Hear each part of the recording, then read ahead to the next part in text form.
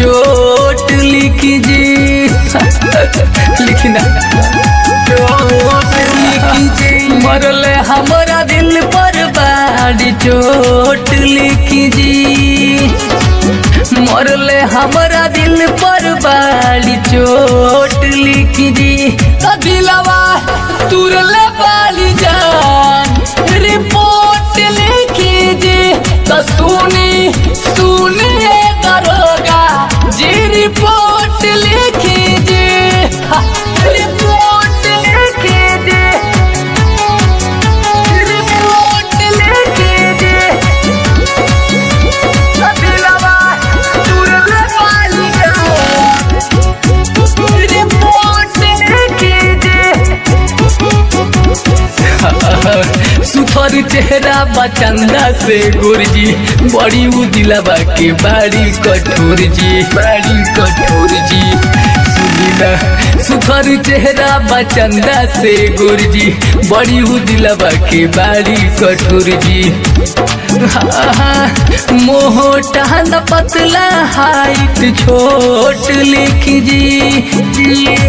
मोटा न पतला हाइट छोट लिखिए। दिलवा तुरले बाली जान रिपोर्ट लिखिए। तो सुनिए दरोगा जी रिपोर्ट लिखिए। रिपोर्ट लिखिए।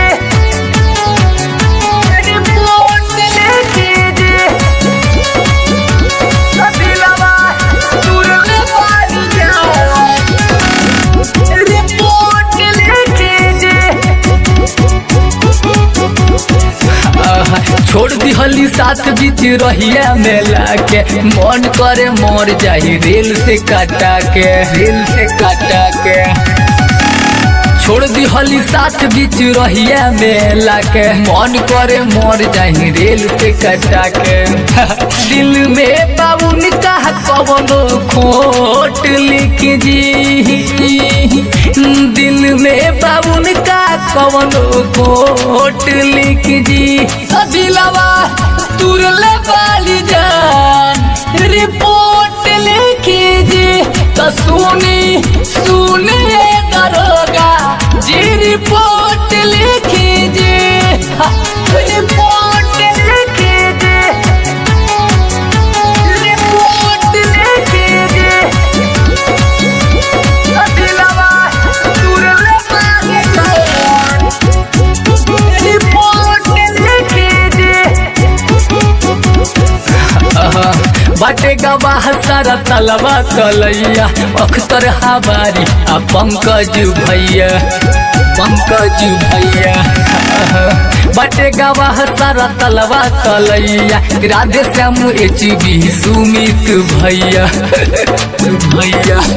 विनय भोजपुरियों के सपोर्ट लिखिए। हाँ विनय भोजपुरियों के सपोर्ट लिखिए। दिलवा तुरले बाली जान रिपोर्ट लिखिए। तो सुनिए दरोगा जी रिपोर्ट लिखिए।